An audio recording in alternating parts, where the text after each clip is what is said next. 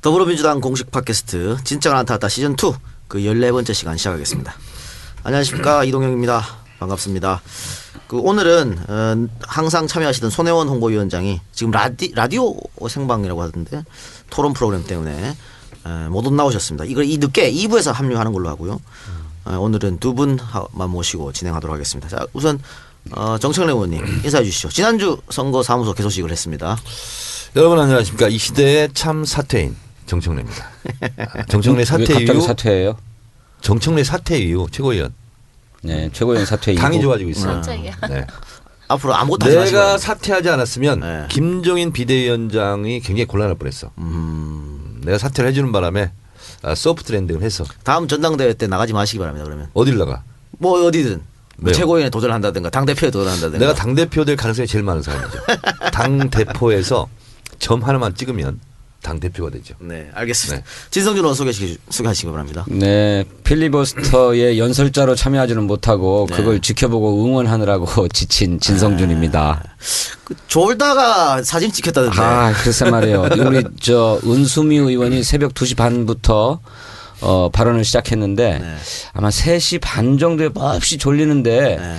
제가 이렇게 의자에 이렇게 등을 기대고 졸다가 네. 어느 순간에 엎드렸나 봐요, 책상 위에. 근데 제가 화들짝 놀라서 깨고 했는데 계속 엎어져서 하고 했던 모양인데 그게 기자들 사진에 안 걸릴 리 없겠죠. 네네. 걸려가지고 나왔는데 은수미 의원에게 너무 미안했습니다. 아, 졸리죠. 기자들은 안 졸았나 보지? 글쎄 안 졸고 찍었던 기자들한테 기자들이 있는 그러니까 거죠. 졌네. 예. 기자들이 지쳐서 잘 때까지 좀 버티지. 그래서 근데 은수미 의원에게 너무 미안합니다. 뭐 기자들에게 찍힌 거야 어쩌겠습니까? 제가 벌인 일인데 너무 미안하죠. 은수미 의원이 발언할 때 네. 새누리당 김용남 의원이 나타나서 막 삿대질하고 그랬지 않습니까? 그런다고 공천 받을 줄 아냐고. 네. 네. 그때 두 분이 나서서 엄청 지원 사격해 주시던데. 자 이렇게 했죠. 김용남 의원 발언을 용납할 수 없다. 네, 제가 그걸 듣고 그건 얼굴이 안 나오고 목소리만 나오더라고요. 네. 정청래 의원이구나. 이런 하이 코미디를 하는 그랬는데도 사람은 우리 민주당하고 새누리당 몇몇 의원들하고 계속 김용남 의원하고 막 다퉈. 그냥 정리했지. 양쪽 다 조용히 하세요. 은수미 의원은 대꾸하지 말고 계속 발언하세요. 그러니까 진성준 의원이 졸긴 했습니다만 그때 싸워줬잖아요. 싸웠죠. 그런 건 못 참습니다. 엄청 졸고 소리지르고. 있는 중에 그런 소리가 막 들리다. 뭐라고 그랬냐면 은수미 의원 그런다고 공천 받을 줄 알아 이랬단 말이에요. 네. 공천 못 받아. 근데 그런 인신모독이 어디 있습니까? 테러 방지법이 가지고 있는 법의 문제를 가지고 문제 제기를 하고 있고 더구나 필리버스터를 하고 있는데 공천 받으려고 무제한 토론하느냐라고 하는 아주 모독적인 발언을 했죠. 이제 진성준 의원 이런 분들은 이제 내가 막 가만히 있다가 내가 정리를 하면 또 더 막 그러더라고 또 내가 양쪽 다 조용히 하라고 했더니 아니 계속 하니까 그랬어요. 계속. 그래서 양쪽 다 조용히 하라고 계속 그랬잖아. 하니까. 근데 은수미 의원은 그쪽 새누리당 의원들이 뭐라고 와서 하잖아요. 그러면 방송에 전혀 안 나와요. 목소리가. 그리고 마이크를 앞에 서서 발언하고 있는 은수미 의원 발언만 나오거든요. 무조건 100대 0 게임이에요. 국민들에게는. 그러니까 몇 마디 했어요. 근데 저쪽에서 계속 뭐라고 하니까 또 계속 그걸 하는 거야. 그럼 그때부터 손해야. 그래서 그다음부터는 충분하게 반박을 100%로 했잖아요. 저기는 0%고. 그러면 대꾸하지 말고 계속 발언하시라. 하거나 쉬거나. 그래서 내가 그것도 좀 쉬어야지. 못 믿어가지고 또 앞에까지 나갔잖아.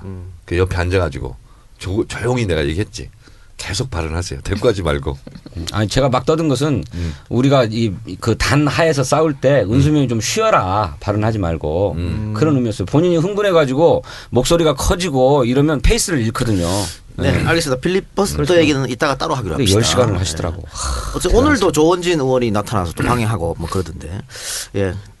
어쨌든 그건 이따 이야기하기로 하고요. 지난주에 저희가 초대 손님이 없었죠. 처음으로. 그렇죠? 네. 네, 없어서 오늘은 새로운 두 분 초대 손님을 모셨습니다. 그래서 이 두 분 모시고 1부는 진행하도록 하겠습니다. 누가 나오셨냐면 더불어민주당 총선 정책 공약단 부단장 주진영 의원 나오셨습니다. 네, 안녕하세요.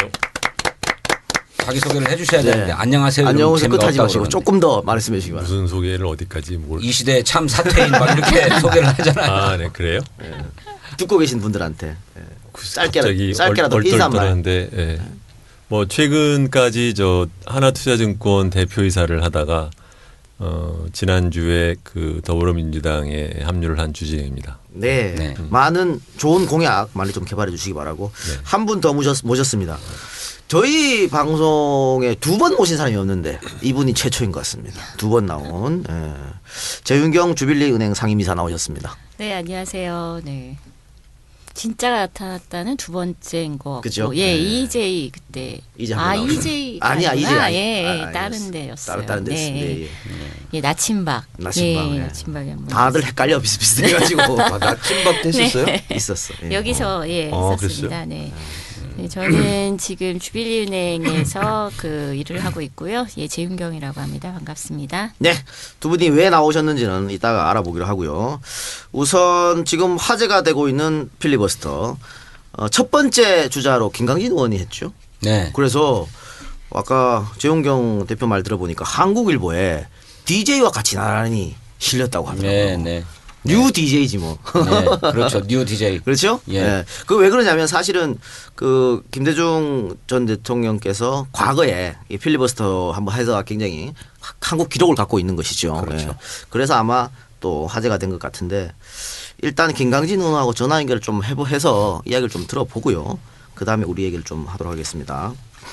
네, 뉴 DJ 김강진 의원 나왔습니다. 김강진 의원님. 예, 안녕하세요. 김광진입니다. 와, 네. 영예로운 호칭이야. 뉴 DJ. 축하합니다. 그런 말씀 하지 마십시오. 괜히 역풍부입니다. 아, 역풍 불어요? 왜 역풍이 불어? 아, 역풍부라요. 네. 김광진 의원. 예. 아, 참 배 아파요. 내가 첫 번째로 할 걸. 그랬어. 아유, 그러니까요. 네. 지금 어디세요? 저는 지금은 순천에 있습니다. 아, 순천에. 예, 예. 오늘 아침 그 트위터를 보니까 아침 인사를 예. 순천에서 하셨더라고요. 예, 아침 차 타러 와가지고 또 어제 못했던 일까지 이제 다 선거운동 해야죠. 5시간 이상 그렇게 발언하고 피곤하지 않았어요? 그렇게 하고 사실은 이제 들어가서 괜히 또 은수미 의원님 하시는 걸 또 보게 되더라고요. 그래서 핸드폰 꺼내서 한 4시 몇 분까지 보다가 다시 잠들어가지고 아침 7시쯤 나가서 내려왔습니다. 젊으니까, 이? 조금만 자고도 다 되는구나. 예. 네. 김광진 제가 의원님. 진성진 의원님 옆자리여서 본회장 옆자리여서 뭐 말하고 싶은 게 있는데 말하지 않겠습니다. 왜? 예? 졸아서? 예? 김광진 의원. 예. 잘했고요. 예, 감사합니다. 그리고 우리가 필리버스터를 결정할 때 의총장에서 사실은 예. 반대가 많았잖아요. 예, 예. 그리고 혹시 종편에 책 잡히면 어떡하나. 예. 그래서 저는 진짜 걱정했어요. 예. 근데 이제 첫 발언자가 김광진 의원이라고 그러더라고요. 예. 그래서 좀 안심이 됐어요. 아유, 근데 기대를 많이 했고. 그런데 들으면서 예. 사실 이제 은수미 의원이 이제 길게 하고 뭐 쭉 지금 이 시간 박원석 의원까지 예. 지금 하고 있는데 예. 이 필리버스터가 성공한 것은 저는 전적으로 김광진 의원 덕분이다 이렇게 생각해요. 아유, 과찬의 말씀. 그 감사합니다. 이유는 예. 예. 저도 이제 정보위 간사를 했지만 예. 사실은 갑작스럽게 몇 시간 만에 자료를 준비하고 예. 이렇게 가서 자료를 읽는 것도 힘들거든요. 예. 근데 김광진 의원은 제가 봤을 때 제가 이 시대 참 관찰인이잖아요. 관찰을 딱 해보니까 읽지 않더라고. 예. 논리를 세워서 자기 언어를 사용해서 자기 주장을 하고 있더라고요. 예. 그래서 참 좋았어요, 그게. 아유, 감사합니다. 이런 사실을 진성준 의원은 알았어요? 아, 그러면요. 우리 김광진 의원은 정보위원회의 또 법안심사 소위원으로 활동을 하시고 그간에도 테러방지법에 대해서 조목조목 문제 제기를 해왔어요. 그래서 김광진 의원이 첫 발언자로 나가서 무슨 뭐 이렇게 튀는 발언 때문에 책이 잡히지 않을까 하는 우려가 일부 의원들 사이에서 있었는데 참 잘할 거다 균형 있게 이런 생각을 갖고 있었습니다. 실제로 국방위원회에서도 함께 활동을 하잖아요. 누구보다도 원칙적이고 진보적인 입장을 피력함에도 불구하고 단 한 번도 국방위원회에서 상대 진영 새누리당 의원들로부터 책 잡히는 발언을 한 적이 없습니다. 그 본인이 맨 처음 하겠다고 하신 거예요? 그게 뭐 좀 복합적이긴 한데요. 처음에 이제 제가 뭐라도 좀 해야 되는 게 아니냐라고 하는 의견들을 좀 개진한 것은 있는 게 사실인데 또 두 번째 내용 중에는 아까 정장님 말씀하신 꼭 해야 되느냐라고 하는 고민들이 많이 있었어요. 네. 의원들 강에서. 그러다 보니까 첫 주자로 좀 그 나서실 분도 잘 없기도 하고 또 막상 바로 시작해야 되는 상황이어서 자료 준비가 돼 있는 상태에서 사실 저도 한 20분 전에 통보받고 한 거거든요. 예, 그래서 뭐 바로 좀 실전에 나갈 수 있는 사람을 찾다 보니까 제가 정해진 것 같아요. 아, 나밖에 없다. 그런 건 아니고 저도 사실은 끝나고 나서 뭐 좀 준비를 할 수 있는 시간이 있었으면 하고 싶은 자료들이 있었는데 A4 한 장도 새로 출력하지 못하고 그냥 있던 자료 법안 심사할 때 가지고 있던 자료만 들고 올라간 거거든요. 네. 제가 잘해서 다 숙지하고 있었던 것 같아요. 그렇죠. 예. 네. 자, 그러면 예. 원론적인 질문 좀 해보겠습니다. 예. 더불어민주당이 지금 하고 있는 필리버스터 왜 하는 거예요? 대한민국의 어느 누구든지 간에 국가 안보나 테러라고 하는 것을 방기하자라고 하는 사람은 없을 거 아니겠습니까? 그럼요. 예. 그런데 이 테러 방지법이라고 하는 것이 너무 지금 졸속으로 만들어져 있고 국회의장이 국가 위기 사태라고 말씀하십니다만 실제로 직권상정 할 만한 상황도 되지 않을 뿐만 아니라 테러 방지법이라고 하는 것을 제정한다고 해서 어떤 테러를 바로 막을 수 있는 것도 아니죠. 그렇기 때문에 지금 현재도 법안심사소위원회에서 논의를 계속 진행하고 있는 법안이니까 정상적인 절차를 밟아갔으면 좋겠다라고 하는 말씀을 드리는 것이고 그냥 직권상정을 해버리면 더 이상 재논의를 할 수 있는 시간이 없기 때문에 필리버스를 통해서 시간을 좀 지연시키고 양당의 원내대표께서 조금 더 그리고 정보위원회에서 논의를 하자라고 하는 주장입니다. 그러면 테러 방지법 자체를 반대하는 건 아니고 예. 지금 뭐 인권 유린 뭐 이런 독소 조항이 있는 걸 좀 막아보겠다는 그런 말씀인가요? 사실은 테러 방지법의 원 내용, 원 본문은 국정원도 별로 중요하게 생각하지 않고 저희도 뭐 독소조항 몇 가지를 제외하고는 크게 문제 삼는 것이 아닙니다. 네. 그런데 중요한 것은 이상하게도 이 법은 부칙 조항에다가 어떤 다른 법률에 의거하는 내용들을 끼어넣기를 해서 발생하는 문제거든요. 잘 아시는 것처럼 FIU법이라고 하는 계좌를 마음대로 볼 수 있는 계좌 추적법과 핸드폰을 감청할 수 있는 통신비밀보호법 이 두 개의 법률이 미방위와 정무위에서 제대로 통과가 되지 않고 여러 가지 가부의 논의가 있으니까 국정원이 이 안보 상황이라고 하는 이유를 들어서 테러방지법이라고 붙여진 미명의 이름 하에 끼어넣기로 부칙으로 그것을 그냥 통으로 여버린 거거든요. 그래서 이걸 정상적으로 관련한 내용들은 각각의 상임위에서 논의하고 테러방지법 관련한 것은 정부에서 다시 논의하자라고 하는 것이 저희 주장입니다. 네. 김광진은 어쨌든 이 필리버스터를 통해서 예.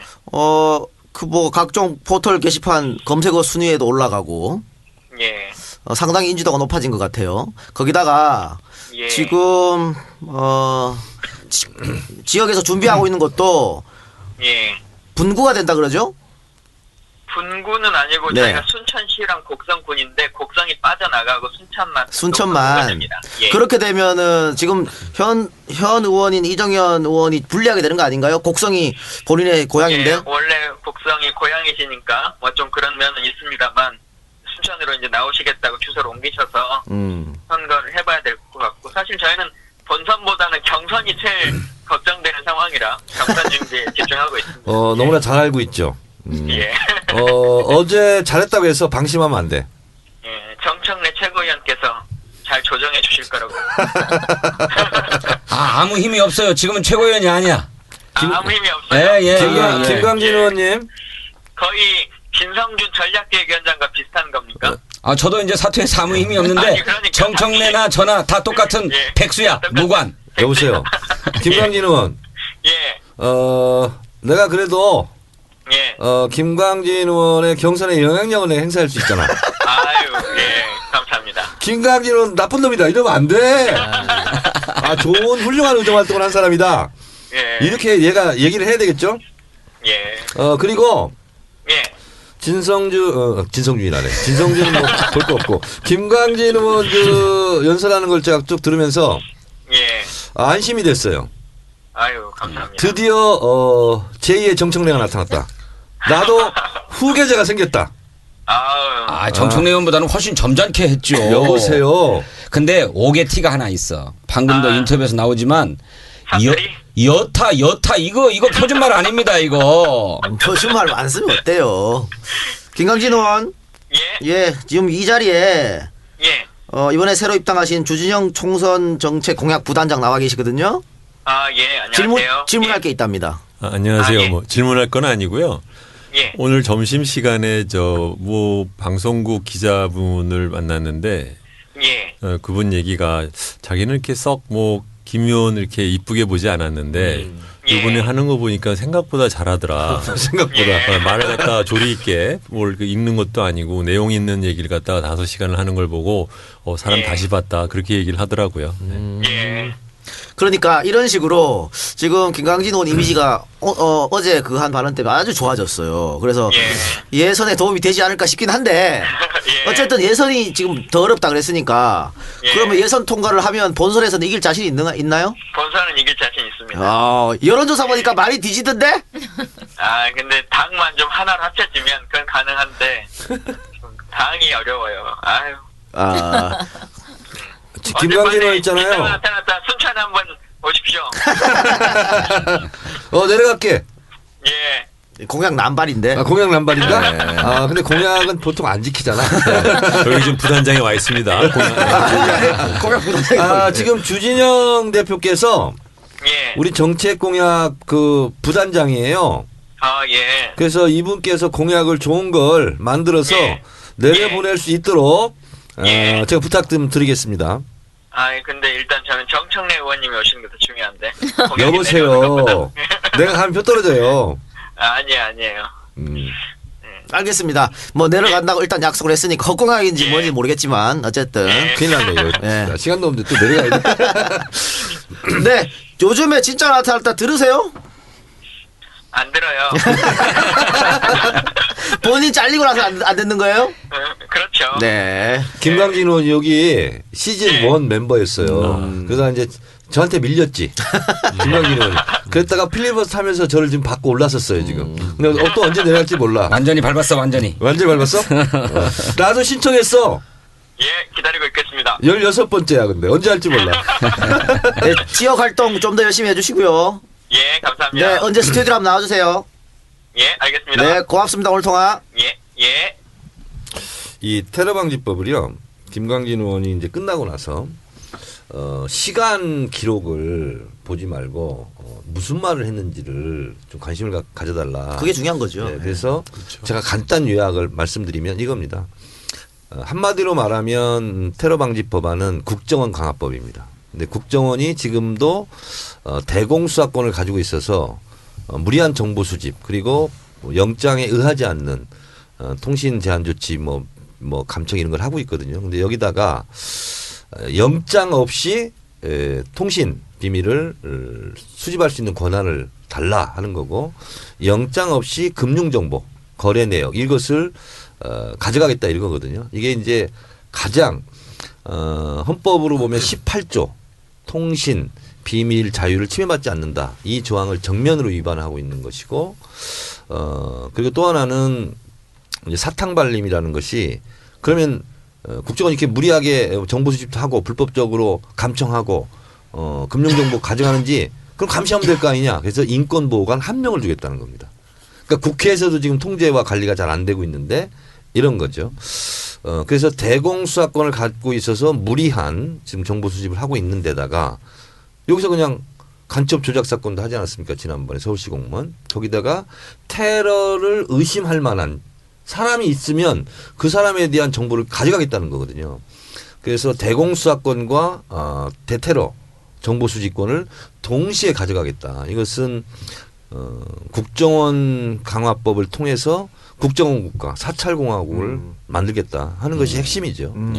우리 게다가 제가 그냥 뭐 추구할 게 있다로 하면 일반들 국민들이 한국에서의 테러라는 것은 있다고 하면 외부인으로부터의 테러지 국내 한국 시민에 의한 테러는 생각을 안 하시거든요. 네. 있어 본 적도 없고 그렇다면 그걸 걱정할 타당성이 없는데 왜 쓸데없이 국내에 있는 한국 시민의 통신을 감청을 하고 계좌를 들여다봐서 무슨 테러를 막겠다는 거냐. 이게 애초에 앞뒤가 좀 안 맞죠. 네. 그리고 진짜 그 금융회사에 계셨으니까 대표로 우리 같은 일반인들은 금융 정보를 국정원에서 들여다본다는 게 어떤 의미가 있는지 잘 모르겠거든요. 그 어떤 의미가 있을까요?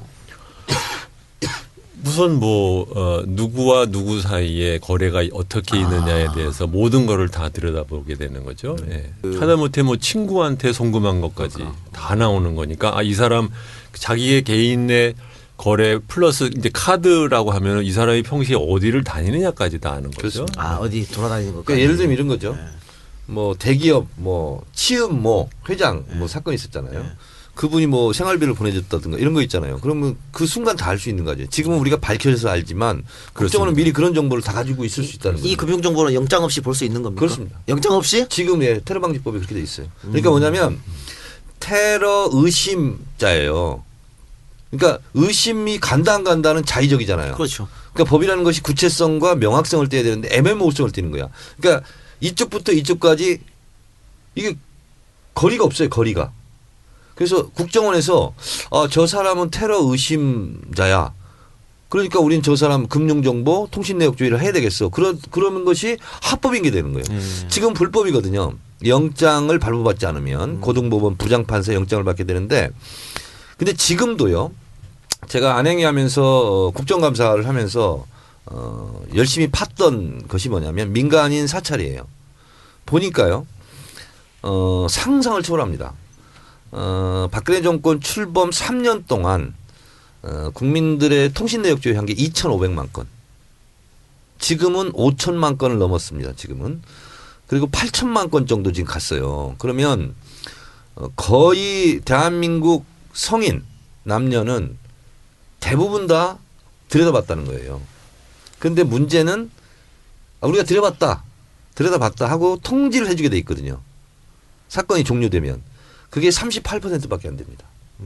그러니까 62%는 내가 통신 내역을 내가 털렸는지를 몰라요. 그런데 왜 그럼 통보를 안 해주냐? 해주게 되면 여러 가지로 귀찮은 상황이 발생하니까 수사가 종료됐음에도 불구하고 종료 도장을 안 찍습니다. 그리고 안 해주는 거예요. 아직 종료되지 않았다. 그렇습니다.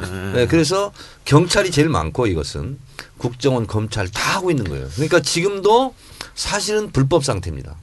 알겠습니다. 근데 중요한 건 아까 김학의 의원하고 토론할 때도 전화 통화할 때도 그랬지만 이게 필리버스는 밀버스 하는 거고 뒤쪽에서 사실 원내대표끼리 만나서 뭔가 대화나 타협을 하든가 있어야 되지 않겠습니까? 지금 상황이 어떻습니까? 지금 저희가 좀 딜레마가 3월 10일까지 필리버스터를 할 수 있습니다. 이번 회기 임시국회 회기가 3월 10일 자정까지. 근데 그렇게 된다는 것은 선거법, 선거구 획정을 결정하지 않는다는 거거든요. 그러면 3월 11일 날 다시 임시국회를 해야 되거든요. 그러면 기간이 2주도 못 남습니다. 왜냐하면 총선 공천 신청을 선관위에 23일? 24일, 25일. 3월 24, 25일. 3월 24, 25일. 그러면 딱 2주 남은 거거든요. 11일부터 한다 할지라도. 그러면 그때부터 경선을 해야 되거든요. 왜? 그 전까지는 경선 지역이 없는 거죠. 지역구가 없으니까. 그러면 2주 동안 이것을 다 해야 되는데 물리적으로 불가능한 상황이 발생하는 거죠. 그런데 이 선거구 획정을 하려면 26일쯤에 끊어야 되는 거죠. 필리버스터를. 그리고 선거구 획정을 해야 되는 거죠. 그래서 선거 총선을 치러야 되기 때문에 선거 획정 그 법안을 통과시켜야 되는 하나의 딜레마와 그리고 또 테러 방지법 이거 국민들의 사생활 통신 비밀을 지켜야 되는 두 가지 가치가 있는 거지 않습니까? 이걸 동시에 뭔가 하나를 선택해야 되는 이런 딜레마에 빠진 거죠. 그래서 이달 26일 본회의 때 선거법을 처리하기로 지금 여야 간에 합의가 되어 있는데 그때까지는 테러 방지법의 독소 조항을 손질하는 여야 간의 합의가 필요하다 이렇게 생각합니다. 그렇게 해서 정말 우리 국민의 자유와 사생활의 보호를 위해서 필요한 부분만큼은 좀 손질을 하고 또 아까 말씀하셨던 것처럼 국가정보원이 무분별하게 우리 국민들을 들여다보고 하지 못하도록 적법하게 이를테면 테러 예방 활동들이 이루어지고 있는지를 감시하고 통제할 수 있는 그런 통제 장치들을 마련해서 저는 수정해서 통과시켜야 된다 이렇게 생각합니다. 그러니까 아까 사실은 이 녹음하기 전에 우리 주진영 부단장도 걱정하셨던 게 바로 그 점이거든요. 새누리당에서 만약에 뻗대면 어떡하냐? 어떡합니까? 뻗대면이라는 표현을 직접 하셨습니까? 아니요. 제가 다른 표현을 하셨지만 제가 직접적으로 이제 한 겁니다. 뻗대면. 그래서 제가 오늘 여기 오기 전에 진박 실세 의원하고 잠깐 예. 대화를 했어요. 의중을 떠보려고. 그랬더니 겉으로 말은 그렇게 해요. 26일 날까지밖에 못 하는 거 아니냐 필리버스터. 근데 우리가 왜 그냥 지켜보면 있고 당신들이 힘든 건데 그 무제한 토론하느라고 우리가 응해줄 이유가 없다. 이렇게 얘기하더라고. 그러니까 그렇게 버티면 어떻게 할 거냐 이걸 묻고 있는 그렇죠. 거잖아요. 26일 이후에도. 좀 더 깊이 고민해 보겠습니다. 오늘 그런데 그게 정확한 여기서 지금 발언이 얘기하면 안 돼. 전략 누설인가? 전략 누설이야. 오늘 그런데 이게 실언인지 어쩐지 모르지만 새누리당의 김무성 대표가 필리버스터를 계속하고 있는데 그걸 일단 좀 중지하고 선거법 처리하고 다시 하면 되는 거 아니냐 이런 얘기를 했어요. 네, 법상 근데 그렇게 법적으로는 못하게 불가능할 돼 것 있어요. 같거든요. 네. 네. 그건 여야 대표가 합의를 해도 어쩔 수 없어요. 필리버스터는 끊기는 순간 즉시 표결입니다. 바로 표결을 들어가야 지체 없이 표결. 직권 상정한 걸 표결한다는 얘기죠. 그렇습니다. 아니 토론을 종결하지 않고 토론을 일단 중지하면 되지. 토론 중지를 선포하고 중지에 예. 그 지자가 예. 그냥 엔딩이야. 중단. 단도 엔딩이야. 그러면 직권 상정했는 거를 새누리당하고 이제 상의해가지고 이거 투표해서 부결시키면 되는 거 아니에요? 그래서 다른 거 올리면. 그러면 되겠네. 합의해서 부결. 그러니까요. 예.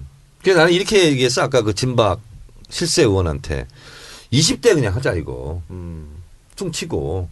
어떻게 웃더라고. 그러니까 시간은 자기들 편이다 이렇게 생각하는 그거 거예요. 네, 본인들도 그러겠죠. 알고 있는 것 같아요. 알고 예. 있겠죠. 네. 그래서 그렇게 고집을 피우는 것 같은데 조금 지켜보도록 하고 아니 근데 뭐 지금 뭐 박원순 서울시장도 그렇고 빨리 대화를 하라 이렇게 이제 얘기를 하고 있는데 그 노력은 이제 뒤쪽에서 계속 하고 있는 것이죠. 노력은 하고 있더라고. 이종걸 원내대표가 새누리당 원내대표 쪽으로 자주 가더라고. 네네네. 알겠습니다. 자 필리버스터 얘기는 거기까지만 하고요. 그러면 오늘의 주제로 돌아와서 두 분을 모신 이유 또 두 분을 모시고 어떤 해결할지 한번 해보도록 하겠습니다. 자 재윤경 주빌리은행 상임이사께서는 지난번에도 나왔을 때 아마 부채 이야기 갖고 이제 하신 거 아니겠습니까? 네네. 근데 오늘 신문 보도를 보니까 또 가계부채가 1,200조 넘어서 큰일이다 뭐 이런 얘기가 나오고 있는데 네네. 가계부채가 지금 어느 정도 심각한 상황인 겁니까? 그 1200조라는 거는 사실 이제 어떤 측면에서는 그 자체도 위험한데요. 그게 다가 아니거든요. 그 우리나라 가계부채는 심각하기도 하고 엉망이기도 한 게 금융회사가 갖고 있는 채무는 그렇게 집계를 하고 있는데 금융회사가 그 채무를 만약에 연체가 시작되면 상각 처리하고 상각 처리한 뒤에 특수채권으로 넘어가거나 아니면은 대부업체로 팔아버리면은 이게 전혀 집계가 되고 있지 않는다는 게 문제입니다. 그래서 1200조 안에는요, 한마디로 3개월 이내, 그러니까 연체하지 않는 멀쩡한 빚만 다 집계가 되고 있다. 이렇게 보시면 되고, 그 연체에서 해마다 수십 조씩 특수채권으로 넘어가거나 대부업체로 팔리고 있는 채권들은 규모를 파악조차 하고 있지 못하다. 이게 그래서 굉장히 심각하고요. 어쨌든 경제에 있어서는 불확실성이 가장 큰 문제잖아요. 그러면 1,500조가 될 수도 있는 거네요. 그 이상 될 수도 있는 거죠. 네. 지금 뭐 우리 주진영 부단장님께서는 어떻습니까? 이 문제 정책 공약단 안에 계시니까 지금 공약단에서 이 가계부채 문제를 심각하게 보고 뭔 어떤 준비를 하고 있는 거라든가 그런 게 있습니까? 네, 있습니다. 뭐 여기서 말씀해 주실 수 있어요?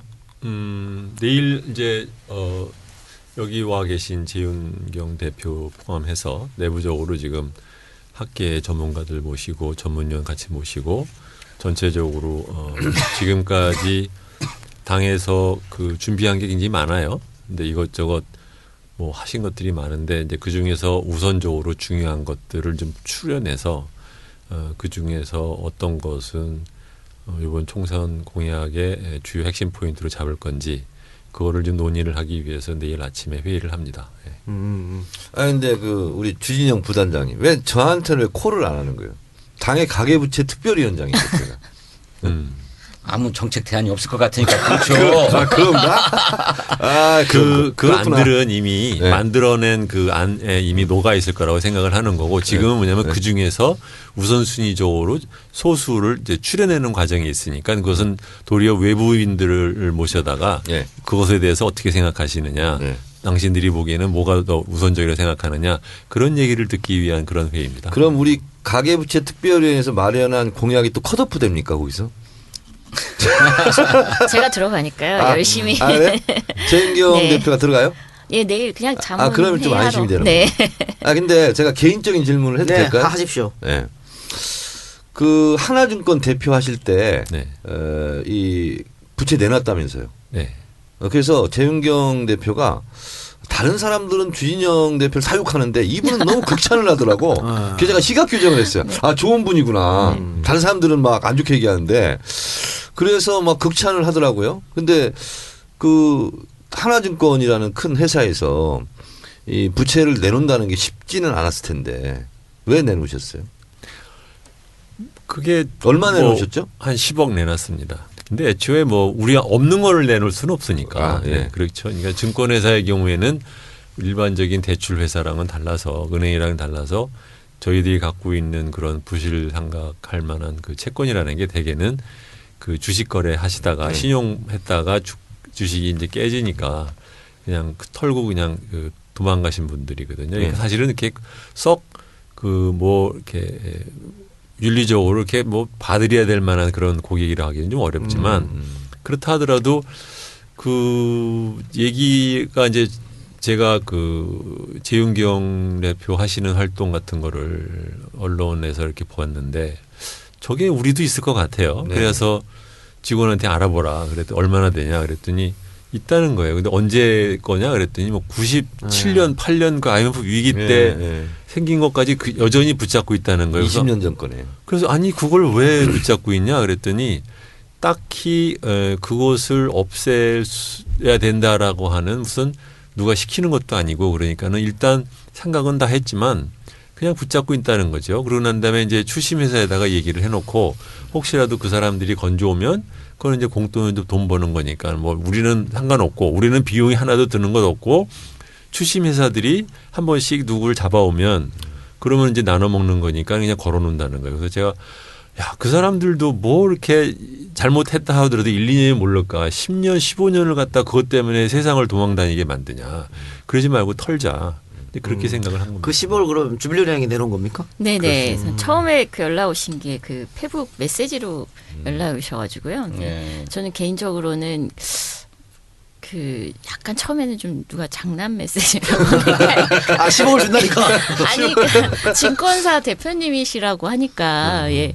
그래서 이제 전화를 드렸는데 예, 목소리가 이렇게 장난 같지는 않고 그래서 찾아뵀었어요. 그래서 말씀을 하시길래 이렇게 얘기를 듣고 이제 그 부서 제 직원들하고 이제 따로 또 별도로 실무 회의를 하는데 그게 작년 초였죠? 네, 작년 1월이었습니다. 그래서 그 직원들이 그 얘기를 하는 거예요. 그 대표님하고는 일해본 적이 있느냐. 그래서 아니 저도 오늘 처음 뵀습니다. 그랬더니 그 대표님이 그 일을 하면 굉장히 이렇게 그 확실하고 집요한 면이 있으신데 앞으로 그 제 대표님 피곤하실 텐데 그래서 제가 속으로 내가 뭐가 피곤할까 이렇게 한참 생각을 했죠. 근데 또 이렇게 묻는 거예요. 대표님하고는 무슨 사이냐. 그러고 나니까 무슨 사이인지 잘 모르겠는 거예요. 아 그때는 패친이다. 그래서 제가 그랬죠. 페북 친구. 패친인가? 그랬어요.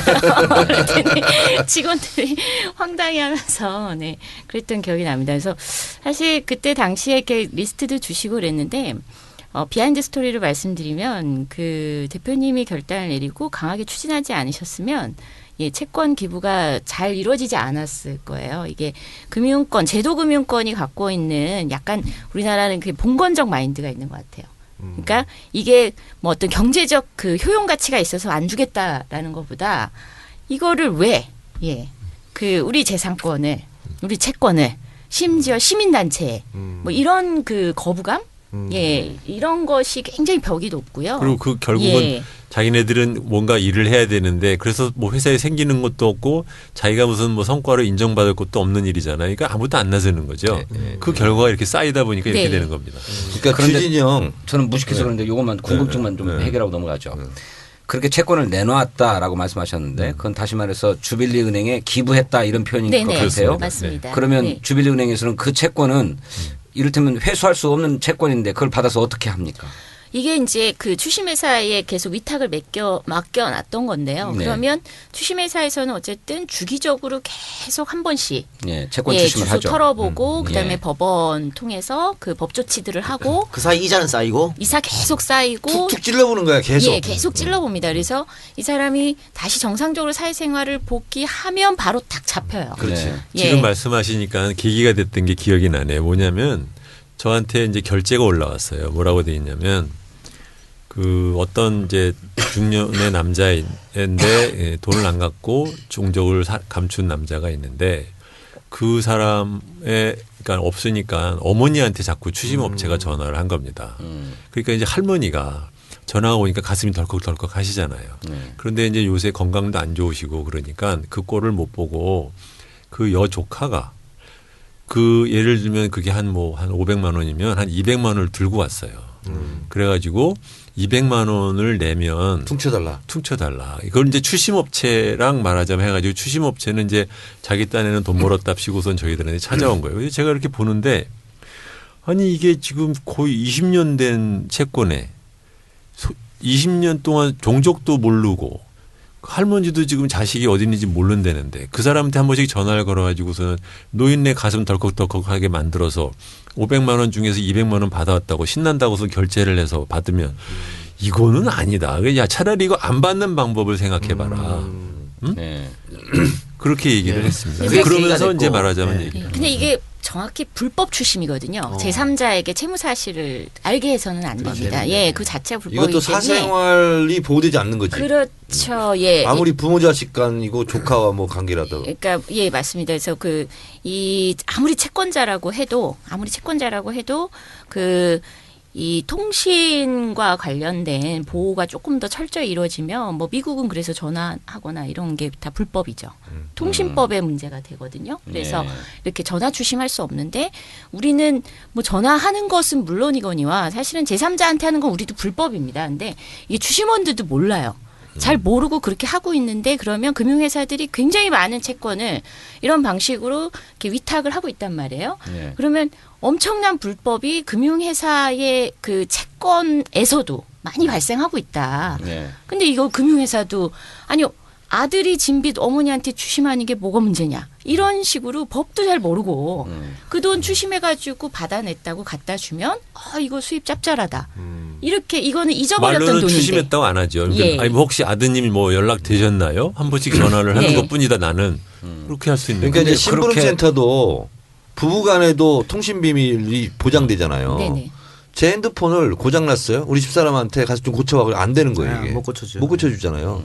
그런 거거든요. 그렇게 불법 추심을 해왔는데 그걸 네. 주빌리 은행이 갖게 되면 네, 이제 네. 주빌리 은행은 그걸 어떻게 처리하냐 이게 제 여전한 네. 궁금증입니다. 네네. 저희는 그러니까 그겁니다. 그러니까 추심이 불가능한 채권이 아니라 언제든 30년이든 40년이든 추심이 가능한 채권이고 사회생활 자체를 아예 차단시키는 이 채권을 저희가 받아오면 당연히 저희는 소각하죠.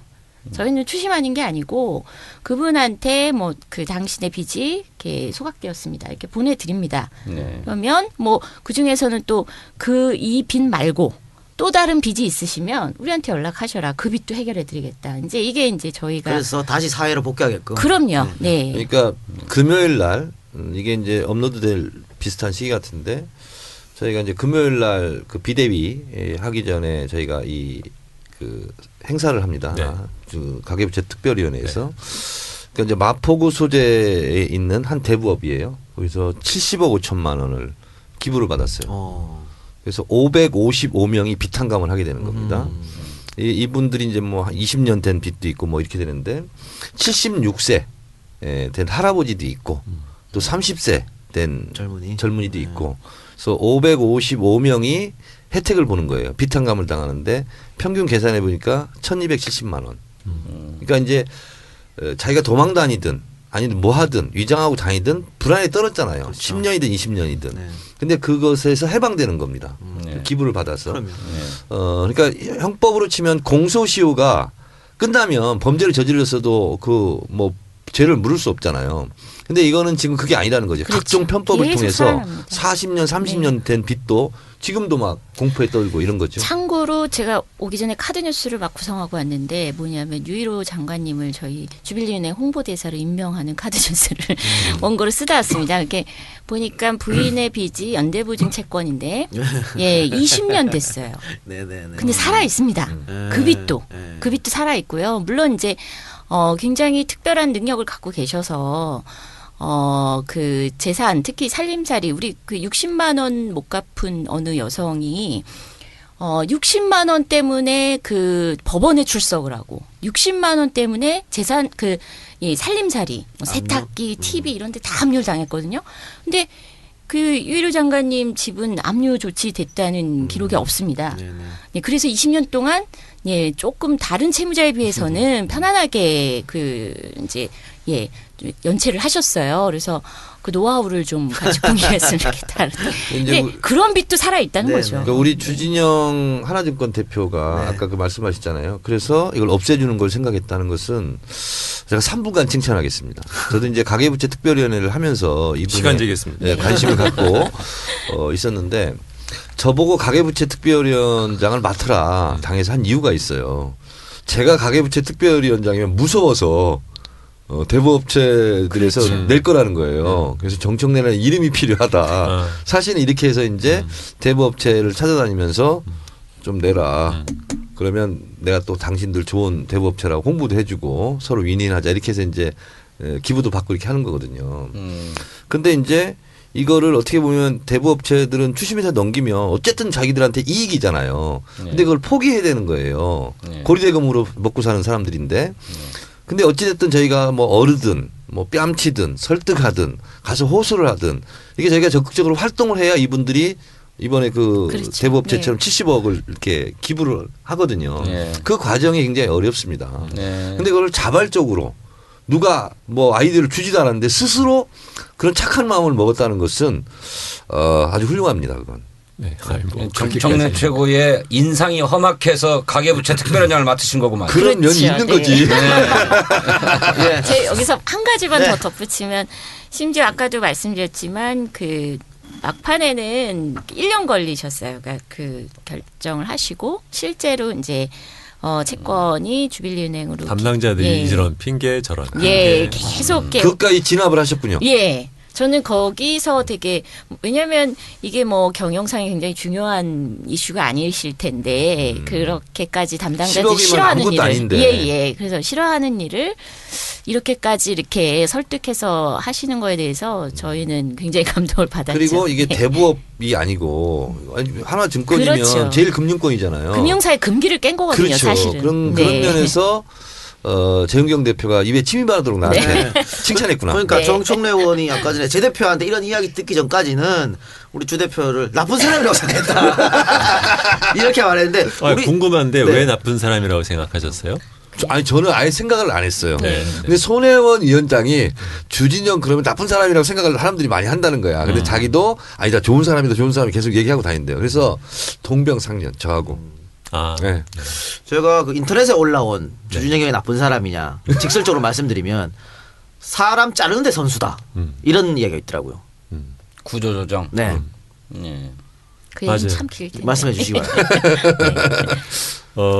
일반적으로 우리나라의 그 정서가 이렇게 기업의 그 리스트럭처링 구조 개혁하는 것을 싫어해요. 왜냐하면 법적으로도 어렵게 되어 있거니와 사회적으로도 인식이 안 좋고 그다음에는 이제 그런 거 그렇게 힘든 일을 굳이 해야 할 인센티브 자체를 그 전문 경영진들이 안 갖고 있습니다. 그렇기 때문에 정 무슨 일이 아니면 잘 안 하려고 들거든요. 근데 제 일하는 스타일이 어떻게 보면 이런 거랑 비슷해요. 그러니까는 그 10억 하는 거랑 봐서 그렇게 하는 게 옳다고 생각하면 그것에 대해서 누가 뭐라고 하는 거 상관없이 제가 봐도 이거 옳다 싶으면 그냥 해요. 예. 그러니까는 그것을 보고 다른 사람 전임 사장은 어떻게 하면 안 하려고 그냥 눈치만 보고 있는 거를 이 사람은 특별히 그런다고 자기한테 생기는 게 없는데 해버리니까 그것에 대해서 사람들은 굉장히 놀라는 편이죠. 예. 근데 저는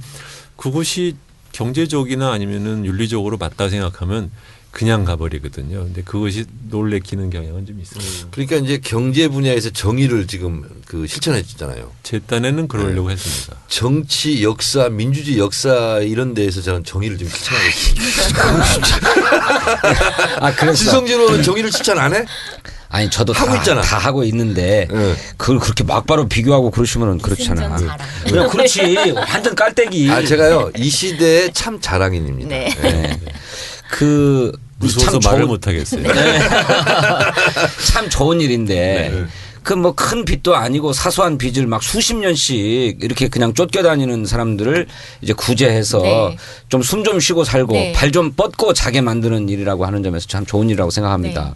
더구나 가계부채가 1,200조, 1,500조 한다는 시대에 필요한 일이라고 생각하는데 또 한편에 자본주의적인 논리로 보면 이를테면 일종의 모럴 해저드를 자꾸 이렇게 조장할 수 있는 거잖아요. 나도 사소한 돈이지만 빚진 거 그냥 끝까지 안 갚고 버티면 이렇게 그 재윤경 대표와 같은 천사가 나타나가지고 싹 소각시켜주고 없애줄 것이다. 근데 실제로 보면 그렇게 생각할 수 있는 사람이 있기는 있어요. 근데 그것은 그런 채무자 중에 100명이면 한두 명 뿐이고 대부분은 진의원이나 저나 일반적인 사람의 그 기본적인 양심이나 기본적인 태도에서 크게 다르지는 않고 두 번째로는 우리나라의 이 채권 추심 그 과정은 그 어느 나라보다도 철저하고 잔혹스러울 정도로 쫓아다녀요.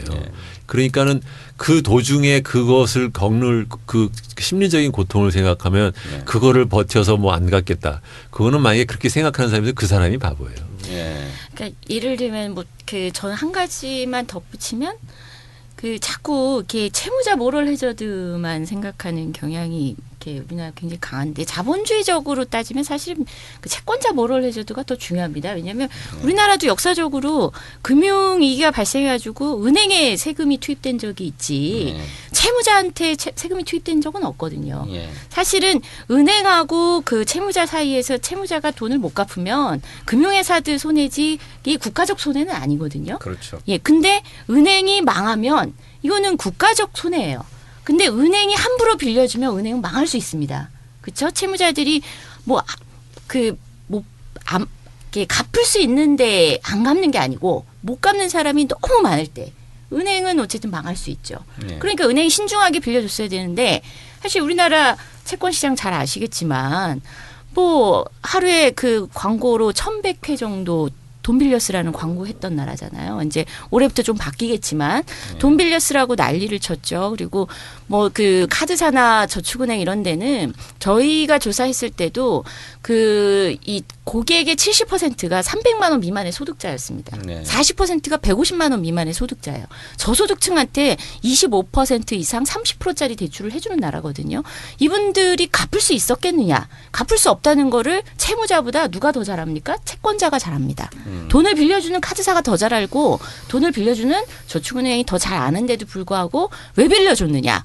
쥐어짤 수 있다는 믿음 때문 아니냐. 근데 만약에 그렇게 해서 나중에 쥐어짜고 짜고 짰는데도 못 갚으면 카드사가 망할 수 있다. 저축은행이 망할 수 있다.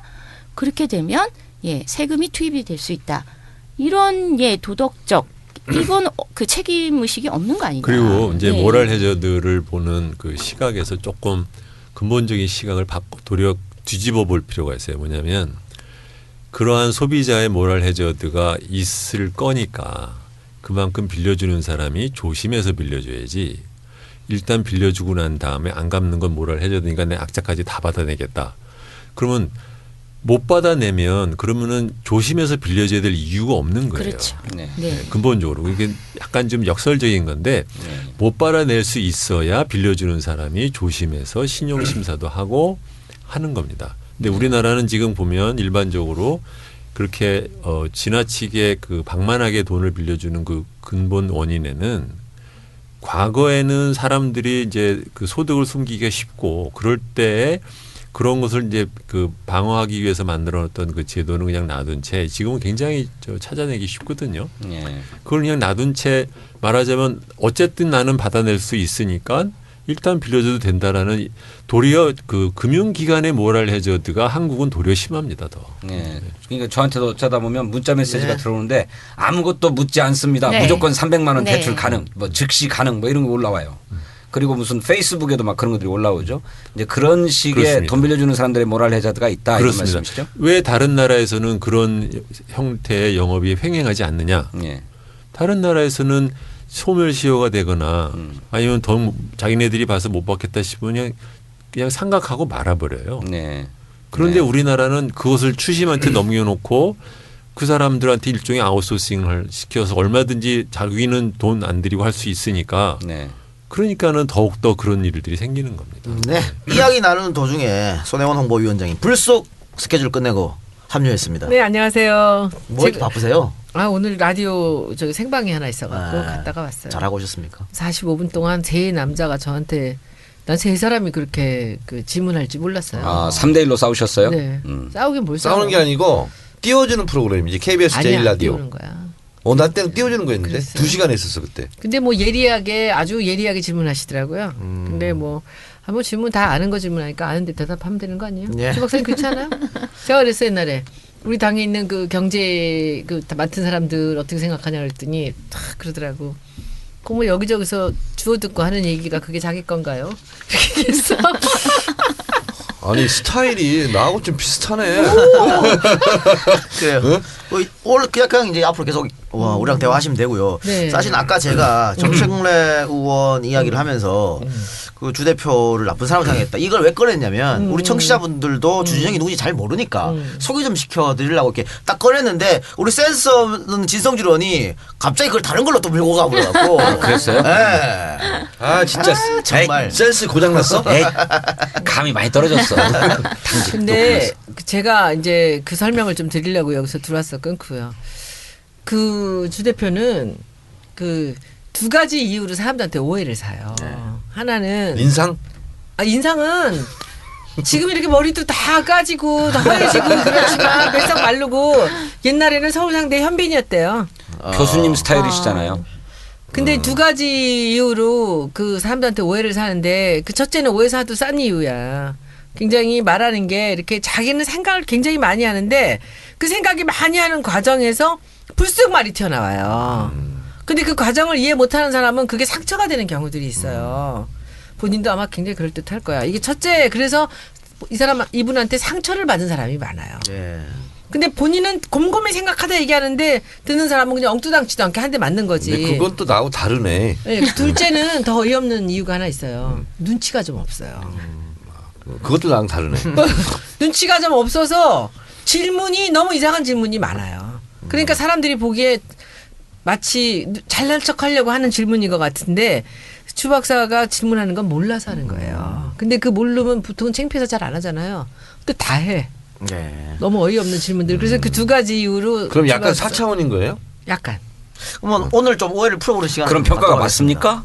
네 맞습니다. 거의 그렇습니까? 정확히. 여기 찬스 발언. 뭐 참 걱정되는데 우리 이제 총선 공약을 실질적으로 다듬어가지고 이제 국민 앞에 손을 보여야 될 사람이에요. 이분이 굉장히 중요한 분이라서. 눈치 없는 공약이 나올 가능성이 있죠. 그래서 사실 오늘 초대를 한 거거든요. 왜냐하면 진성준 의원이나 전화는 중앙 공약에 이제 관여하지 않거든요. 지역 공약이라든가 이런 거 각자 개별적으로 이제 N분을 1로 뛰는 건데 그걸 전체적인 프레임을 잡고 공약을 하실 분이 실질적으로 이분이야. 그래서 사실은 그 공약을 듣자고 오늘 초청을 했는데 눈치 없는 공약을 하면 어떻게 근데 해요? 이제 경제학자는 이 사사로운 것들에서 이제 자기 관련된 것들에 눈치가 없는 거고 이제 자료들이나 지표나 이런 것들을 보고서는 이제 그 다음에 그건 눈치가 많아요? 잘 하겠죠. 네. 지금까지 하여튼 하는 거. 아까 잠깐 그 몇 가지 10가지 정도 뽑아서 들어오라 그래서 이렇게 그 들어봤거든요. 네. 네. 저는 오히려 민주당이 그동안 너무 눈치를 보느라 뚝심 있는 공약들이 좀 아쉬웠는데 네. 뚝심 있는 공약들이 10개가 쫙 이렇게 나와서 진짜요? 예, 굉장히 주 반가웠습니다. 대표가 또 저렇게 네. 얘기하니까 신뢰도가 업 네. 됐습니다. 그 진짜가 나타났다 해서 일부 소개해 줄 수는 없는 거예요? 2부에 소개하겠지 2부에.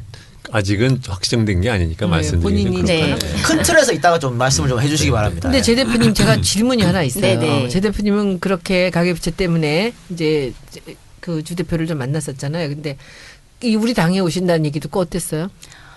제가 페북에 글을 별로 이렇게 장문의 글을 자주 쓰지는 않는데요. 예, 그 대표님이 그 합류하신다는 글을 보고 제가 장문의 글을 썼습니다. 그래서 인연이라든가 어떻게 알게 됐고 그리고 제가 또 이렇게 말씀하셔갖고 그 하나증권 직원들 교육도 전국적으로 다니게 됐었거든요. 근데 그 과정에서 이제 그 직원들의 평판도 많이 듣기는 했죠. 물론 뭐 좋은 평판보다는 좀 불편해하시는 평판이 많았는데 그 구조도 단순히 노동 문제가 아니에요. 노동 문제가 아니고요. 증권사에 오랫동안 개혁이 필요한 그런 부분입니다. 개혁이란 게 불편한 거잖아요. 근데 그 개혁을 그렇게 많이 반대하고 또 밖에서도 이상한 시각으로 또 평가하는 대목도 있는데 그거를 뚝심 있게 밀어붙이시는 거 보고 저는 굉장히 놀랐고요. 예, 그래서 저는 민주당의 그 어떤 분보다 아주 큰 역할을 하실 거다 이런 글을 올린 바가 좋겠네요. 아 주진영에 대해서 좀 알아볼라 그러면 자꾸 말을 자꾸 들어오고 말을 자꾸 좀 알아봅시다. 분이 누군지. 자, 제가 간단한 양력을 조금 소개해드리면요. 서울대 경제학과를 거쳐서 존슨 홈킨슨 대학교 경제학 박사 맞습니까?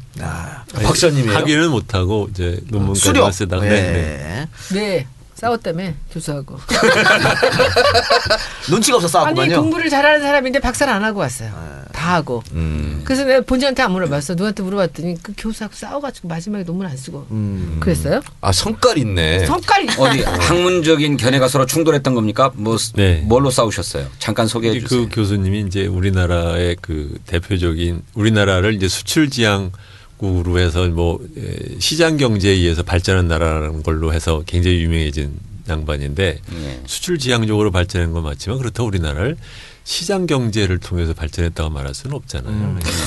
그거가 좀 이제 서로 걸렸던 거죠. 그렇다고 논문을 안 쓰고 거기까지 갔다 그냥 와. 뭐 안 쓴 건 아니라 이제 다른 거를 쓰려고 하다 보니까 이제 지쳤죠, 약간. 예. 나 처음 들어 이 얘기.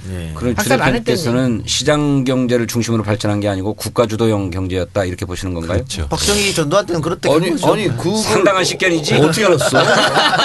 근데 그 교수가 그거를 근데 그 교수님 얘기도 일리가 없는 건 아닌 게 왜냐하면 그 양반은 사실 전 세계적인 시각에서 보잖아요. 네. 그러니까 한국에 비해서 다른 개발도상 국가는 더 심하게 국가 계획 경제적으로 브라질이라는 게 내수 대체를 하는 식으로 그렇게 했던 것들이 있으니까 그것보다는 그 수출 위주로 하다 보면은 국제 시장의 가격을 완전히 무시하지는 못했을 거 아닙니까 우리나라가 자원 동원을 한다든가 이런 데서의 이제 국가 규제가 있었을 뿐이지.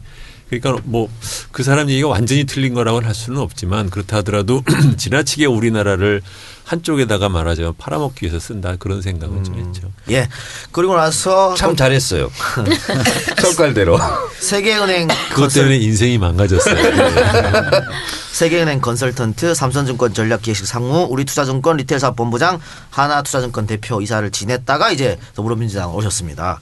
근데 아까 뭐 제 대표도 뭐 개혁 이야기했고 또 본인도 아까 구조조정에 대한 얘기를 했는데 하나투자증권에 계실 때 저는 뭐 이쪽을 잘 모르니까 모르는데 정말 엄청난 일을 했다고 사람들이 많이 그러더라고요. 보면 매도 보고서 작성 의무화, 성과급 폐지, 직원 복장 자율화, 열린 주주총회, 사내 편집국 설치, 전 직원 학자금 대출, 상한 지원, 뭐 서비스 선택제 도입, 뭐 이렇게 굉장히 파격 행보라고 해요. 이것들이. 그래서 별명이 증권가의 돈키호테, 투자계의 이다나. 제 자랑하는 것 같아서 좀 그렇긴 하는데 지금 제일 중요한 거를 빠뜨리셨어요. 빠뜨렸습니까? 예. 과당 매매 금지가 제일 큰 겁니다. 과당 매매. 그거 설명 좀 해주세요. 설명해 그게 주세요. 뭔지. 저희들은 잘 무식해서. 모르는 아니, 그 금방 이야기했는데 과당하게 매매하면 안 된다. 과당하게 매매가 뭔데요? 그렇습니다. 네. 그렇잖아. 아 맞는 말씀. 네. 우리나라의 이제 그 증권회사 리테일 사업본부의 가장 큰 폐단은 뭐냐면 그 일부 중독성 고객들을 상대로 1년에 막 수백 번씩 거래를 하는 걸로 해서 커미션을 받아서 돈을 버는 그런 영업을 여전히 하거든요. 근데 그것을 제가 금지를 시킨 거죠. 그러니까 일정 그 회전율 이상에 나오는 수익은 수익으로 인정을 안 하겠다.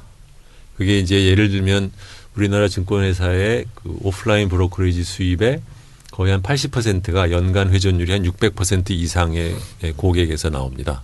근데 저는 이거를 수익을 300% 회전율이 300% 이상 넘어가면 수익으로 인정을 안 하겠다. 그렇게 하면은 결국은 오프라인 브로커리지 수입은 거의 7, 80%가 없어져요.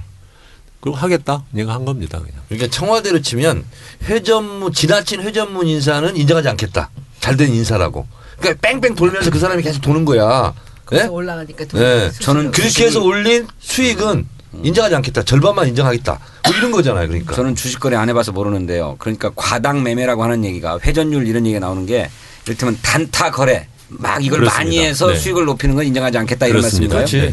그렇지. 그러니까 이해가 되네. 그런 뜻이었어요? 과당 매매를 이해한 것이? 당연하지. 네? 주식을 해보셨나 보요 아, 주식나 한 번 짜겠다가 깡통 찼어요. 본인이 그 하나증권 갈 때도 그러니까 이런저런 걸 한번 시도해보고 싶어서 갔다고 그러더니. 그렇죠. 예, 근데 시도하고 싶은 건 다 하고 나왔어요? 하고 싶은 걸 다 하진 않았지만 그 회사에서 3년 안에 할 수 있는 거는 다 했습니다. 어쨌든 방금 말씀하신 이런 과당 매매 금지를 비롯해서 제가 소개한 여러 가지 것들 아무나 못한다. 주주형 아니면 못했을 것이다. 이런 게 업계 전반의 평가라고 해요. 근데 저는 이제 주 대표한테 기대하는 게 그런 개혁적 정책 이것을 민주당 더불어민주당이 와서 할 수 있을까? 좋은 걸 만들어낼 수 있을까? 이거가 좀 걱정이 되는 거거든요. 어떠십니까? 사업체에서는 나름 사장이 갖고 있는 권한을 통해서 물론 독재적으로 할 수는 없지만 어느 정도의 자기의 권한을 통해서 컨트롤할 수 있는 부분이 있지만 정치라는 것은 기본적으로는 합의를 통해서 이루어야 되는 거니까 그렇게 할 수는 없을 것이고 여러분들과 얘기를 해가면서 해야겠죠. 네. 그렇게 생각합니다. 본인이 사실은 주진영 대표가 더불어민주당에 들어온다 그랬을 때 우리 게시판에도 그렇고 진짜 나한테 게시판도 그렇고 각종 게시판에 안 좋은 이야기가 많았습니다. 반대한다는. 꼭 알고 계시죠? 네. 왜 그런지도 알고 계십니까 혹시? 잘 모릅니다. 그게 아마 제일 큰 게 관심이 없어요. 눈치를 안 보시네 진짜. 제일 큰 게 아마 구조조정 문제 같아요. 근데 구조조정이라는 것을 우리가 여러 가지를 봐야 되는데 그 당시에 저희 회사는 다른 증권사도 어려웠지만 저희 회사는 유독 적자가 크고 3년간 적자를 내고 있었어요. 그러니까 그 뭐 하나투자증권 경우에는 3년간 대형 적자를 한 4,500억씩 내서 제가 알기로는 옛날에는 그 회사가 자본금이 9천억 대였는데 제가 사장 될 때는 7천억 대요. 그러니까 자본을 거둬서 한 2천억 원을 까먹었어요. 대규모로 그렇게 내고 있는데 사람을 통해서 장사하는 데서 그렇게 적자를 내고 있다면 다른 방법은 없습니다. 사람을 줄이는 수밖에 없는 거죠. 근데 그것을 이제 뭐 우리나라는 감원이라고도 안 하고 구조조정이라고 하는데 그것은 당연히 해야 되는 것이죠. 이제 그 과정에서 나가는 사람은 마음이 아프겠지만 그렇다고 회사가 망가질 수는 없는 것이고 만약에 그것이 계속되면 신용등급 내려가고 그러는 순간 금융회사는 그야말로 문 닫는 거죠. 이게 생존이 어려운데 그것을 어떻게 하라는 거냐. 이제 그런 생각을 하는데 물론 그렇게 하는 것에 대해서 그냥 구조조정만 했으면 그냥 얘기가 아닌데 플러스 거기다 대놓고 이제 과당 매매를 막으니까 그러니까 사람들 입장에서는 이거는 이제 손쉽게 영업하던 사람 입장에서 이제 나가라는 얘기가 되나 그러니까 이제 더욱더 미워지지 않았을까 그렇게 생각합니다. 제가 듣기로는 증권가에 이제 일하시는 분들이 그러니까 왔다 갔다 굉장히 많이 하신다 그러는데 그건 사실입니까 혹시? 네. 왜 그렇죠 그거는? 대개는 이제 회사가 해주는 것을 통해서 영업을 하는 게 아니라 개인기에 의한 영업을 하기 때문에 고객들이 자기 고객이 있는 경우들이 많아요. 그렇죠. 그렇다 보니까 이제 그런 경향이 그러니까 화장품 판매도 자기 고객들 있잖아요. 그 사람들이 계속 사주잖아요. 마찬가지로 내가 예를 들어서 하나증권 있을 때 아주 하이 퀄리티의 300명의 고객이 있었어. 그럼 그 사람을 데리고 옮기는 거잖아요. 맞죠? 그렇습니다. 내가 추측인데. 네. 그런 거하고 똑같은 거지. 아니 그래서 주진영 대표를 옹호하신 분들도 계시더라고요. 제가 여러 가지 찾아보니까 옹호하신 분도 계시는데 옹호한 분들 이야기는 그 증권가를 잘 아는 사람들은 그걸 구조조정이라고 얘기하지 않는다. 네, 또 이렇게 맞습니다. 말씀하시죠. 맞습니까? 네. 어떤 의미로 그렇죠? 그러니까 사실 그 추진하신 내용 중에, 그러니까 저는 이제 금융 소비자 입장에서 이렇게 일을 할 때가 많잖아요. 그러면 금융사에서 종사하시는 분들의 이익만을 고려해서는 금융 소비자의 이익과는 충돌합니다. 그래서 금융 소비자를 보호하기 위해서는 어떤 측면에서는 그 대표님께서 추진하신 그런 개혁이 굉장히 절실했던 게 사실이고요. 뭐 한편으로는 놀랍기도 하고 또 간절히 바랬던 것 중에 야, 우리나라에도 그래도 이제 좀 금융이라는 게 좀 정상화된 금융 이거를 뭔가 이렇게 밀어붙이고 추진하고 모델을 만들고 이런 분이 한 분 계시겠구나 이런 그 희망 같은 걸 가졌는데요. 사실 금융사 직원분들한테는 좀 미안하지만 어쨌든 금융사 직원의 그 연봉이 높은 것은 그만큼 또 소비자 입장에서는 많은 금융 비용을 의미하거든요. 그리고 손실을 의미하기도 하고 그래서 이게 굉장히 좀 그 어려운 문제다, 어려운 얘기다. 노동의 문제만 갖고 3년 얘기할 전에 수 제가 없다. 그 회사를 갔을 때 임직원 처음 만나는 자리에서 그 얘기를 했어요. 뭐라고 그랬냐면 회사라는 게 사회에 왜 있어야 되느냐. 사회에 의미 있는 서비스를 해야 사회에 있는 존재, 의미가 있지. 당신들 월급 주기 위해서 있는 거냐. 근데 이 회사는 주주한테도 이익을 못 주고 고객한테도 좋은 서비스를 제공하지 못하면서 당신들은 월급을 받고 있다. 그러면 이 회사가 한국 사회에 있어야 되는 이유가 모르겠다. 없어지면은 불편할 사람 있느냐. 없다고 하면 그럼 이 회사는 문을 닫든가 아니면은 없어지면은 안 되는 서비스로 만들든가 둘 중에 하나다. 나는 두 번째 한다. 그러니까 이런 거구만요. 그 금융 소비자가 다수고 그거를 컨트롤하거나 내지는 거래를 하는 그 증권사 직원이 있어요. 근데 그 사람 금융 소비자의 이익보다는 이 증권회사 직원들의 월급만 더 올라가고 그쪽만 더 고수익을 내고 이것을 역산시켜야 된다. 역전시켜야 된다. 그렇습니다. 이런 의미가 있다는 거죠. 그렇습니다. 아, 그렇군요. 네. 근데 저도 이제 우리 주진영 대표님 영입 문제가 나올 때 어디 페이스북에선가 봤던 것 같아요. 근데 가장 인상 깊게 봤던 게 뭐냐면 고졸 사원들을 실컷 뽑았는데 6개월 만에 다 명예 퇴직시켰다. 이게 올라오는데 그거는 굉장히 좀 이렇게 뭐랄까 굉장히 야박하게 한 조치였다. 이렇게 이런 인상을 받았거든요. 그래서 이게 따뜻한 자본주의 뭐 이런 것들을 추진하는 우리 당의 정체성과 맞느냐 하는 그런 문제제기가 있었어요. 설명합니다. 그 문제에 대해서도 설명해 주시면 좋겠습니다. 그 당시에 이제 저희 회사는 그 당시에 그 리테일 규모를 이제 줄여야 되죠. 근데 대개 고졸 사원들은 대개는 지점에서 이제 업무직을 합니다.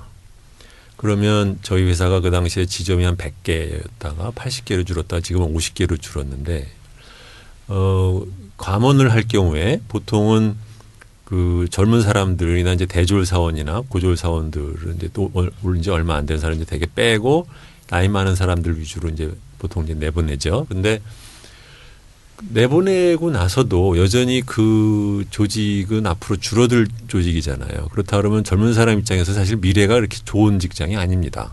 그래서 처음에는 희망퇴직 대상자를 예를 들면 350명을 내보내는데 한 500명 정도의 이제 큰 대상을 잡아놓고 이 중에서 당신들이 이제 희망퇴직을 하면은 받아주겠다.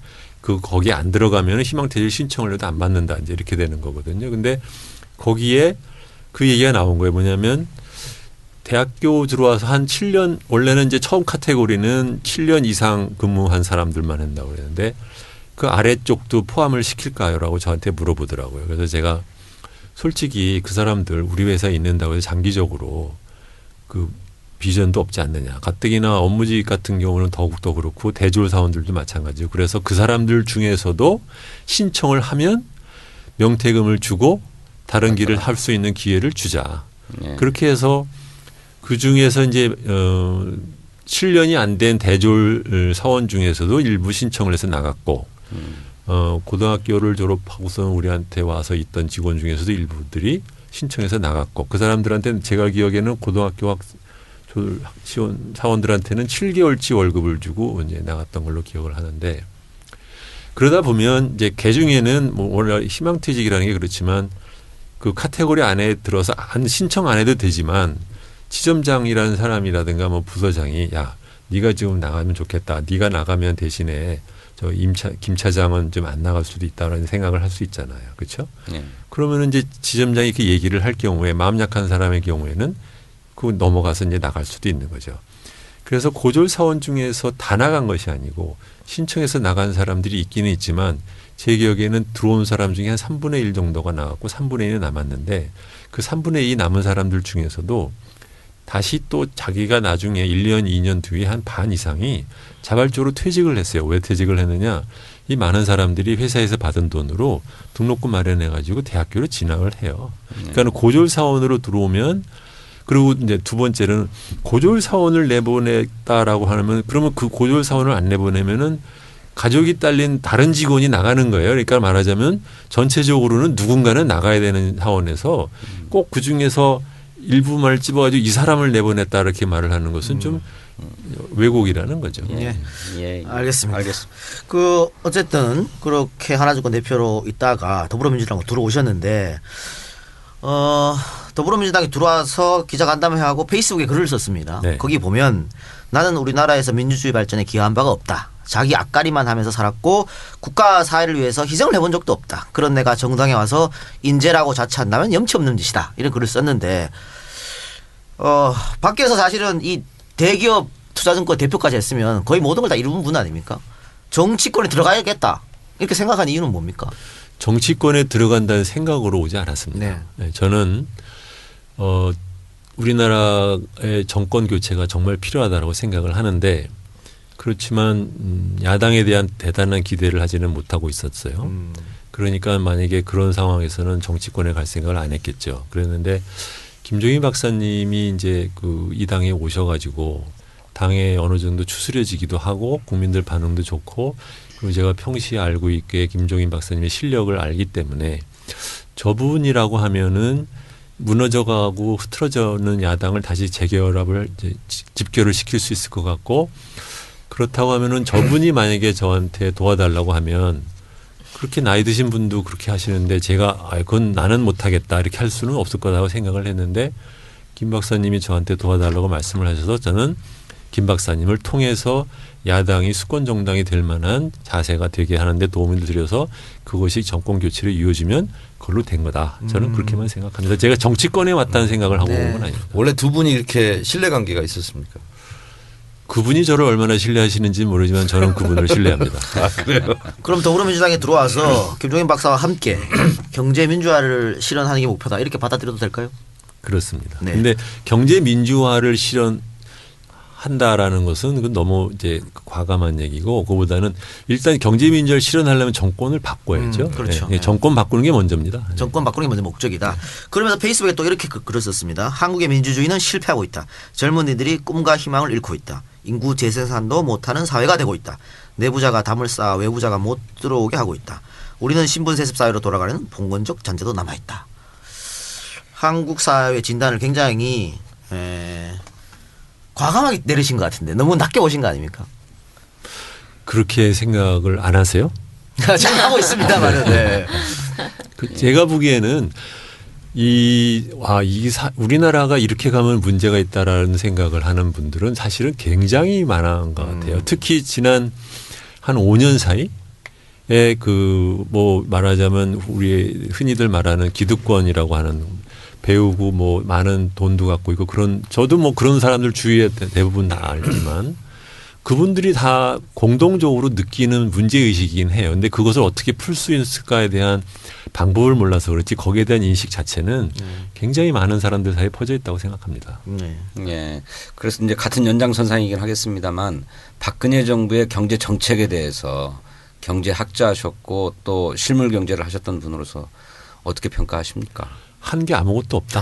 한 게 아무것도 안 해도 저 정도로 안 하기도 쉽지 않다. 이렇게 생각합니다. 그 양반은 국회가 발목을 잡아가지고 자기가 꼭 해야 되고 이 법을 만들면 일자리도 겁나게 많이 만들어지고 경제도 확 살아날 텐데 국회가 발목을 잡아가지고 이 모양 이 꼴에다가 오늘 책상을 10번을 두들겼다고 그러는데요. 그것 때문에 경제가 이렇게 되는 건 아닙니까? 도대체 무슨 생각을 자기가 하고 있는지 그런 얘기를 들으면 참 안타깝다고 말하면 곱게 말하는 거고. 예. 네. 참 그렇죠. 예. 네. 근데 이분이 2012년에 저는 이제 김 박사님도 오래전에 알았고 주 박사도 오래전에 알았잖아요. 근데 두 분이 이제 어떤 교감을 갖고 계시다는 건 눈치는 챘어요. 옆에서 이렇게 보면서 이분은 이분을 믿고 이분은 이분을 믿는구나라는 걸 알고 있었는데 요새 알았어. 중앙일보 얼마 전에 인터뷰를 보고 제가 알았는데 김 박사님 2012년에 도와달라 그랬대요. 박근혜 정부 도와달라고 대통령 얘기 좀 해봐. 되는데. 그 얘기 좀 해봐. 근데 그건 안 도와드렸구나. 아유, 당연하지. 그러니까 이게 굉장히 정확한 얘기인 게 중요한 얘기인 게 그렇죠, 그렇죠. 김 박사님을 존경하고 좋아하지만 박근혜를 위해서 가서 김 박사님을 도와주는 마음은 없었던 그거는 거죠. 못한다. 김 박사님은 가서 하셨고 내가 그건 못하겠다. 안 갔잖아 그때는. 아이 굉장히 훌륭하신 분이군요. 그럼 김종인 대표가 더불어민주당에 들어간다 했을 때 이제는 내가 일을 할 수 있겠다 이렇게 생각하셨겠네요. 올지 안 올지 모르지만 제안이. 그렇죠. 근데 마침 와서 너무 다행스러웠던 그거는 거고. 네. 이제 제가 사실은 저는 뭐 제가 개인적으로는 잘 알고 지냈지만 제가 뭐 정제 잘 모르잖아요. 근데 이제 늘 생각을 했어요. 두 사람을 알고 있지만 따로따로 알았어요. 근데 둘이도 알고 있는데 근데 저분이 당에 들어오시면 우리 당이 살겠구나 생각을 했고 저분이 들어오시면 이분을 도울 수가 있겠구나 생각을 했어요. 저는. 근데 나하고 관계없이 자기들끼리 이게 내통을 해갖고 들어오셨는데 그걸 제가 왜 생각을 했냐면은 2012년에 김종인 박사님이 쓰신 왜 경제 민주화인가라는 책이 있었어요. 우리는 그냥 그걸 무심히 늘 하시던 얘기라고 이렇게 생각을 하고 봤는데 그거를 서평을 썼어요. 1, 2에 나눠서. 그거 누가 쓰라고 그랬었어요? 본인이 그냥 썼어요. 혼자 썼죠. 네. 난 그걸 보고 사실 지금 처음 얘기하는 거야 이 얘기를. 내가 그걸 봤는지도 모를 거야. 난 그걸 보고 그때 내 마음을 제가 굳힌 거예요. 그 서평이 당대의 명문입니까? 당대 명문이에요. 그걸 읽어봐야 되겠다. 근데 그걸 읽어봐야 되는데 그걸 읽어보면은 그 김종인 박사님이 쓰신 내용을 갖고 네. 어느 건 잘 됐고 어느 건 잘못됐고 이거는 너무 깊이 들어가지 않으셨고 이제 이분이 노인이 돼서 이걸 어떡하나 이 얘기를 쓰고 있어요. 그리고 두 그래요? 번째 가서 맨 뒤에 그 얘기가 나오잖아. 누군가가 김 박사님 뒤를 따라다니면서 이분 얘기 속에 이 사금같이 이 빛나는 것들을 골라서 이걸 완성시키는 사람이 좀 있었으면 좋겠다는데 내가 네가 할 걸 이제 생각을 했어 그때. 근데 그 1, 2권이 있는데 자기 무덤을 자기가 판 거죠. 한 거지. 근데 그걸 그러니까 보면 우리나라는 좀 막 얘기하잖아. 네가 해 이렇게 되잖아. 그 꼴이네 그냥. 그래서 그걸 보고 내가 생각을 했어. 김 박사님이 들어오시면 이 양반이 임기도 딱 거의 비슷하잖아요. 끝나고 3월이면 끝나고 그러면 올 수도 있겠구나. 근데 사실은 김 박사님은 들어오시면 뭐든지 혼자 사실 수 있지만 주 박사는 절대 김 박사님이 안 계시면 안 들어와요. 이 정치판을 너무 잘 알아요. 너무 잘 알아서 네. 그때 그 생각을 했지. 근데 김 박사님이 오시고 나니까 그때 말할 때도 되게 조심스러웠어요, 사실은. 사실은 조심스러웠지만 제가 얘기할 게 아니라 이 박사님이 얘기하시는 거니까 둘이서 그냥 서로 얘기를 하고 그러고 들어온 거죠. 내가 들어오게 한 거예요. 제가 여기서요 좀 타이밍을 놓쳤어요. 계속 제가 이걸 여쭤볼까 하다가 잠시 제가 사회자를 좀 네, 하겠습니다. 하세요. 예. 아까 그 한국 사회를 진단한 것 중에서 저는 가장 좀 이렇게 임팩트 있고 인상적인 문구가 인구 재생산도 못하는 국가. 거기에 저는 한국 사회의 모든 문제가 다 들어있다. 이런 생각이 들어요. 그래서 제가 지금 방금 네이버에 들어가서 한국 출산율을 쳐봤어요. 쳐봤더니 2014년이 1.2명이에요. 2013년에는 1.19명이고 그러면 정상적인 인구가 유지되려면 2명을 출산해야 되잖아요. 엄마 아빠가 2명이니까. 근데 1.2란 말이죠. 그러니까 1명 낳는 거죠. 2명이 결혼해서 1명을 낳는 거죠. 근데 왜 그럼 애를 안 낳겠어요? 애 낳아봤자 대책이 없으니까. 저는 거기에 대한민국의 모든 문제. 그렇습니다. 애 키우는 것이 가능하면 2명, 3명 낳을 것이고. 그렇잖아요. 네. 그러면 저출산 고령화 사회 거기서 나오는 한국 사회의 여러 가지 병폐 이런 부분도 해결할 수 있을 거라고 보는데 그런 면에서 이건 경제학자적인 측면에서 인구 재생산이 원활한 국가가 되려면 어떻게 됩니까? 간단하게 말씀하시면. 미래에 대한 희망을 사람들한테 줄 수 있어야겠죠. 네. 그렇다면은 결국은 자기의 인생이 앞으로 지금의 인생보다 자식의 인생이 더 나아질 거라는 믿음을 줘야 되는 것이죠. 그렇죠. 네. 그것이 안 되니까 이러는 것이죠. 네. 예. 근데 이거는 사실 인구라는 것은 거의 모든 뭐 정치, 사회, 경제학적인 모든 문제가 이제 버물려서 나오는 결과이기 때문에 한두의 뭐 정책으로 해결할 것은 아니지만 적어도 이 문제를 우리 모두 해결하지 않으면 단순히 뭐 인구가 줄어든다 뭐 이런 이슈가 아니라 그 과정에서 엄청난 문제가 생기는 거죠. 지금 당장만 하더라도 50대, 60대 인구의 투표 수가 더 커지지 않습니까? 이게 좀 더 커지면 그러면은 나라의 모든 정책의 기본 기조가 그 노연층에 의해서 투표에 의해서 결정이 되잖아요. 그렇다 그러면 그때 가서는 정말 큰일 나는 거죠. 네. 희망 말씀하셨으니까 누가 그러더라고요. 이런 식으로 가면 한반도 역사상 최초로 부모보다 못 사는 세대가 나올 수도 있겠다. 그렇죠. 그게 이제 희망이 없는 사회이기 때문에 그렇죠. 아니겠습니까? 우리 어머니 아버지는 굉장히 희망을 받나 봐. 저를 10번째로 낳았어요. 1965년생이니까 그때 우리 어머니 아버지는 우리 막내 아들을 낳아도 희망이 있어. 이렇게 될 줄 알았지. 근데 안타까운 것은 그게 우리나라에 자원이 없어서 돈이 없어서 그러니까 아니거든요. 돈은 충분히 있습니다. 쌓여 있죠. 그 돈을 이상한 데다 바보처럼 쓰는 체제를 만들어서 이렇게 된 것인데 이것은 그렇게 답이 어려운 답도 아니고 다른 나라들 보면 이미 다 하는 거거든요. 그거 그냥 그대로 조금만 배워와도 되는 것인데 그거를 제가 조금만 아는 척 할게요. 이명박 정권 때 법인세를 3% 인하했어요. 25% 걷던 것을 3%에서 22%. 그러다 보니까 대기업에서 법인세를 깎아준 만큼 다른 계층 서민들에게 세금을 더 걷어야 되잖아요. 그 액수가 11조 원이더라고요. 제가 재작년에 통계를 보니 한 해에. 그러니까 재벌들 대기업들에게 세금을 깎아준 이유는 세금을 덜 내는 만큼 그걸 가지고 투자를 해라. 일자리를 창출해라. 근데 그 기간 동안 그것이 다 사내 유보금으로 쌓여버렸어요. 그러니까 삼성, 현대, 뭐 LG 이런 데 세금 깎아준 것이 다른 데로 간 게 아니라 그냥 그 통장으로 다 쌓여버렸어요. 네, 그렇죠. 이건 당연히 원상복귀를 해야 되는 거죠. 놀라운 식견이신데 그걸 어찌 다 알았지? 다 알아. 그거 누구나 다 아는 얘기. 다 아는 라고 얘기예요? 생각하는데 사내 유보금에 대해서는 어떻게 생각하세요? 사내 유보금은 우리나라에서 이제 그 이익이 나면 대개는 투자를 하거나 배당을 줘야 되겠죠. 근데 우리나라는 아시다시피 배당을 안 하지 않습니까?